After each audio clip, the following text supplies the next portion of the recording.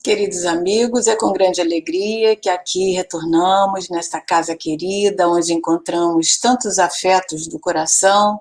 E aqui estamos nós para trazermos mais uma colaboração, que são as nossas reflexões. Hoje, em torno de duas questões do Livro dos Espíritos, que nos é oferecida para refletirmos. Está na parte quarta, na quarta parte, né, do Livro dos Espíritos, no capítulo 2, e as questões são a 1010 a 1011, onde Allan Kardec vai tratar de um tema ainda não completamente compreendido e que ainda gera muitas distorções, que é a ressurreição na carne.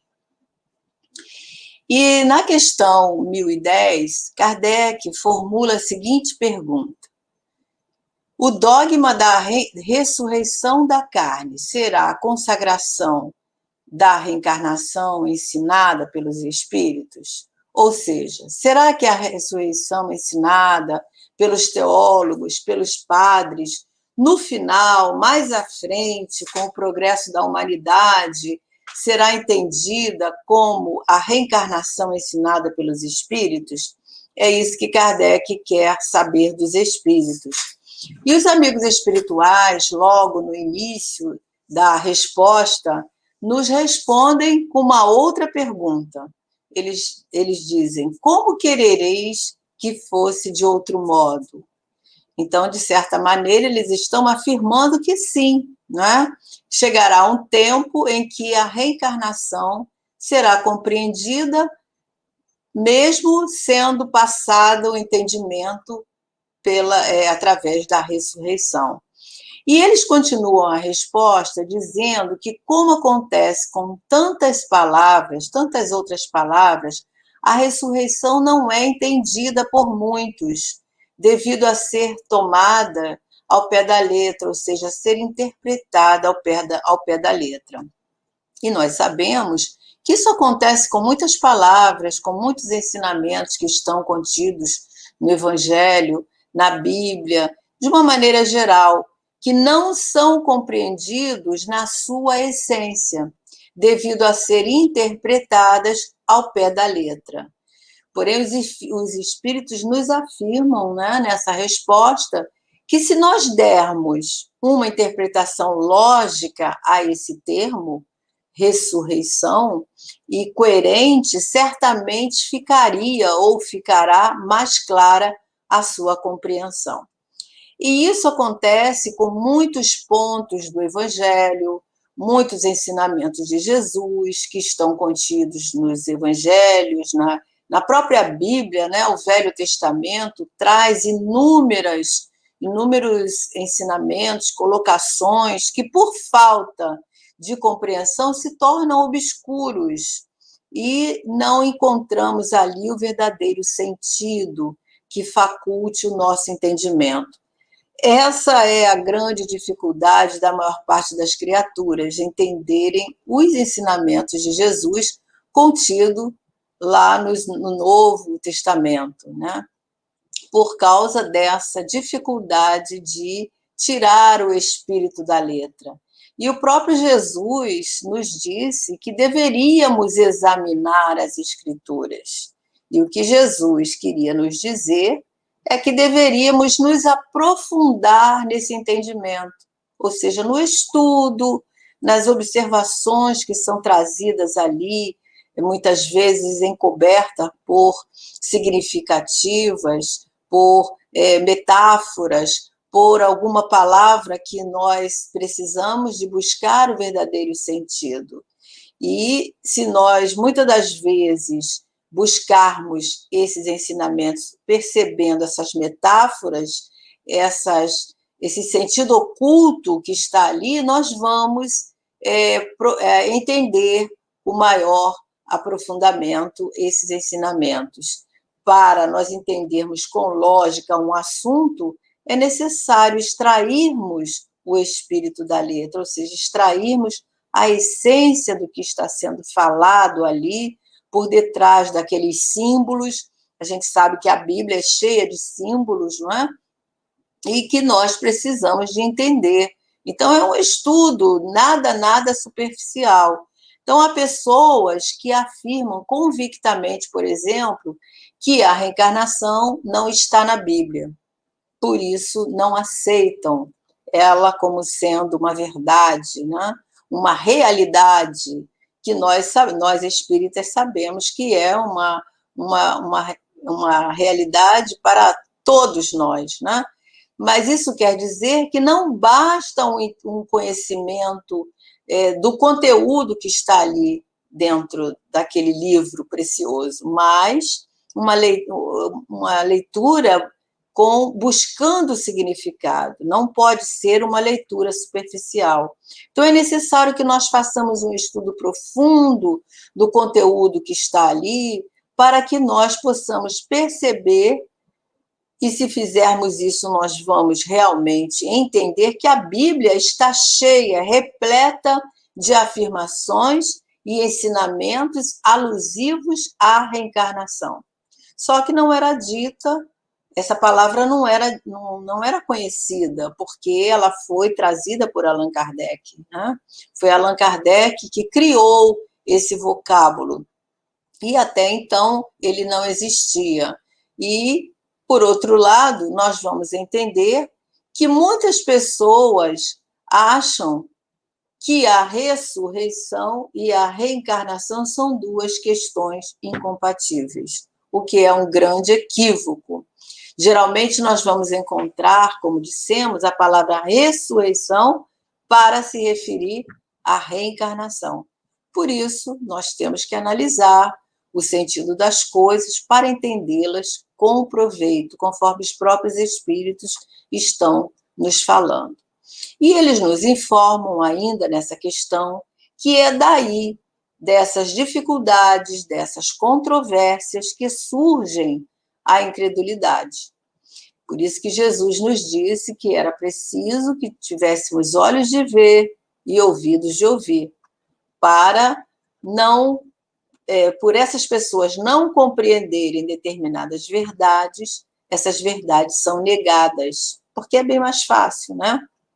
Negar do que aceitar. Então, os espíritos continuam nos afirmando nessa questão, nessa resposta, que a doutrina da pluralidade das existências é consentânea com a justiça de Deus. E só ela pode explicar para nós o que se torna inexplicável sem esse entendimento. Então, é preciso que nós entendamos que a ressurreição da carne se processa, mas de maneira diferente daquela que nós vemos ser comentada nos meios, principalmente nos meios religiosos, onde se tomam como verdade alegorias que escondem uma posição que verdadeiramente se deveria entender, né? Quando nós falamos em ressurreição, também entendemos que esse seria um princípio absurdo, porque, em realidade, não é possível nós concebermos essa ideia do jeito que ela é trazida vulgarmente. No comentário de Allan Kardec, ao final dessas questões, ele vai nos dizer o seguinte: a ciência demonstra a impossibilidade da ressurreição no seu sentido vulgar, ou seja, efetivamente, a ressurreição nos faz supor o retorno à vida do corpo que já não existe mais.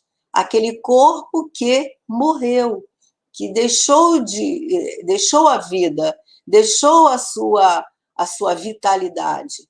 E isso que a ciência nos demonstra ser materialmente impossível, principalmente quando os elementos que animavam esse corpo já foram há muito tempo dispersos e absorvidos pelos micro-organismos, que começam a atuar logo após a morte do corpo físico.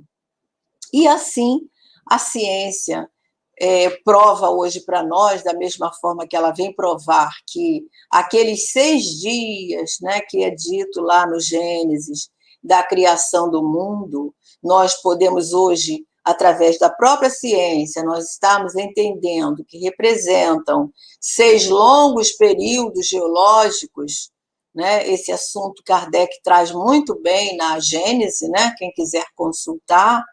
Então, a ciência prova essa realidade.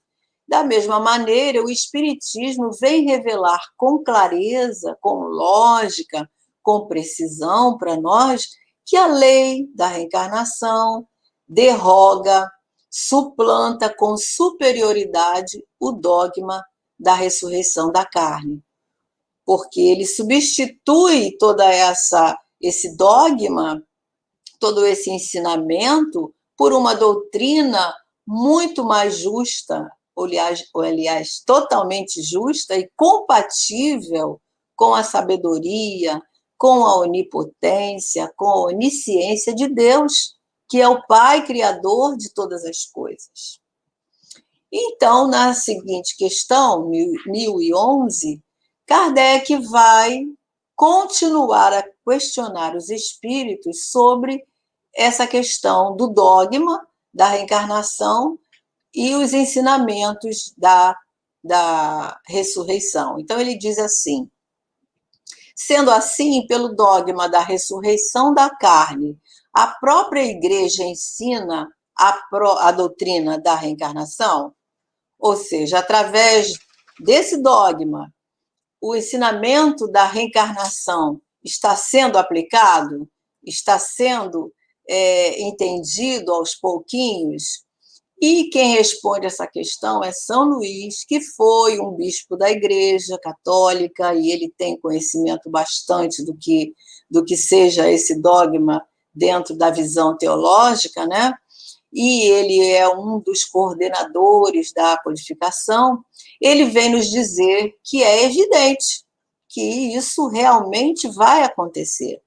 E ele afirma que essa doutrina decorre de muitas coisas que ficaram lá no passado despercebidas, não é? Mas que agora, aos poucos, vão se tornando compreendidas o seu sentido. E ele continua dizendo que, em breve tempo, essas verdades vão ficar bem claras, fazendo os homens entender que o Espiritismo, ao contrário do que muitos pensam, principalmente nos meios religiosos, né? Então, fazendo os homens entender que o Espiritismo, que é o Consolador prometido, vem ressaltar a cada passo os textos das Escrituras Sagradas. Ou seja, um dia a humanidade entenderá perfeitamente, com clareza, que a ideia da reencarnação não surgiu com o Espiritismo. Não foi o Espiritismo que criou a reencarnação. Essa ideia sempre existiu. Existe e sempre existiu em todos os tempos. Como também a reencarnação não contraria os princípios do cristianismo. Então, o que falta para muitos entenderem com clareza sobre a reencarnação é obterem a chave que vai abrir todas as portas para essa compreensão. Que chave é essa? A compreensão de que somos espíritos imortais, ou seja, quando o homem compreender a existência da vida futura, quando ele tiver certeza que a vida continua, quando o homem tiver a certeza da imortalidade da alma, ele poderá compreender com clareza, com lógica e com facilidade todas essas verdades espirituais, que são a chave para as respostas que nós buscamos ao longo das nossas existências. E com certeza encontraremos as respostas, porque essa chave, ou seja, esses conhecimentos, facultam todo o entendimento real dessas questões, nos dando a noção clara e objetiva de todas as coisas. Então, fica claro para nós que sem o princípio da pré-existência da alma, ou seja, a alma não foi criada no momento do nascimento, ela já existe, né? e com o conhecimento da pluralidade das existências, ou seja, muitas existências para uma vida que é eterna, nós somos imortais, portanto, somos espíritos imortais, portanto, teremos várias existências com uma finalidade de progredir. Então, é por isso que a maioria das máximas do Evangelho se tornam incompreensíveis, porque não são compreendidas essas interpretações de forma que fique bem clara para nós, né? Então, a reencarnação, dessa forma que os homens um dia compreenderão a sua necessidade, o seu objetivo, se torna para nós uma condição inerente, ou seja, é uma lei da natureza. Precisamos reencarnar para conseguirmos atingir o objetivo para que fomos criados, ou seja, para atingirmos a plenitude, para nos tornarmos espíritos melhores a cada existência. Então, só através da reencarnação o homem pode entender de onde ele vem, para onde ele vai, por que ele se encontra na Terra, né? Como também só através da reencarnação nós podemos compreender ou justificar, né, as injustiças aparentes que nós nos deparamos a todo instante no nosso mundo, ainda de provas e expiações, como também entender as anormalidades que a vida apresenta para nós. Então, a reencarnação, podemos afirmar que é o retorno da alma ou espírito à vida corporal, mas em outro corpo. Um corpo novo, formado para receber, para albergar aquele espírito que vai reencarnar, como se fosse um novo, aliás, sendo uma nova indumentária, né? Que nada tem de comum com aquele antigo que se extinguiu, aquele que terminou, aquele corpo já não precisa mais, não funciona mais. Então, agora esse espírito terá um novo corpo que vai recebê-lo e que ele vai poder continuar a sua caminhada, a sua experiência. Então, assim, a lei da reencarnação revela para nós a sua excelência, a sua plenitude, mostrando para nós que tudo no universo é regido por leis sábias, por leis que não se modificam porque são leis divinas. E essa lei é a lei da evolução. E é através dessas leis que nós vamos entender que nós precisamos, cada um de nós, de muitas e muitas reencarnações. A alma necessita de muitas encarnações. Para quê? Para que possa progredir, ou seja, para que se processe a sua evolução, até chegar um dia à plenitude, onde não mais precisará encarnar, onde estará realmente reabilitada, né, com a lei divina. Então, através desses fundamentos que a doutrina espírita se apoia, nós compreendemos que somos imortais, criados para a perfeição, que temos tantas e quantas encarnações necessárias, forem necessárias para nós, para que nós possamos atingir essa perfeição que é o plano de Deus para cada um da sua criação, cada um espírito que ele criou. A vida, como dissemos, é uma só, ela é eterna, mas as existências são múltiplas. Mudamos do corpo físico, mudamos de indumentária, como mudamos de uniforme, mas somos os mesmos espíritos. Ora estamos encarnados, ora estamos no mundo espiritual, aprendendo, trabalhando, servindo, aguardando sempre um novo estágio para crescermos, para aprimorarmos e um dia nos tornarmos espíritos felizes, porque fomos criados para sermos felizes. Então, isso é nascer de novo, que é o que Jesus disse a Nicodemos, nascer de novo. Quando Nicodemos foi ao encontro de Jesus, naquela noite, às escondidas, Jesus diz para ele: ninguém pode ver o reino de Deus se não nascer de novo. Então, meus amigos, somos filhos de Deus, herdeiros do seu amor, possuímos em nós as virtudes em germen, somos herdeiros, então possuímos essa herança divina, e através do nosso aprendizado, do nosso esforço, essas sementes germinarão, se tornarão virtudes, e assim estamos caminhando rumo à perfeição. Após cada encarnação, colhemos os frutos bons ou maus que houvermos plantado, onde certamente o futuro será envolvido pelas alegrias ou sofrimentos inerentes aos resultados positivos ou negativos que tivermos semeados. Se semeamos amor, colheremos amor. Se plantamos o bem, estaremos construindo um amanhã com grandes possibilidades. E por isso somos os artífices do nosso futuro, construindo a cada dia um amanhã mais feliz.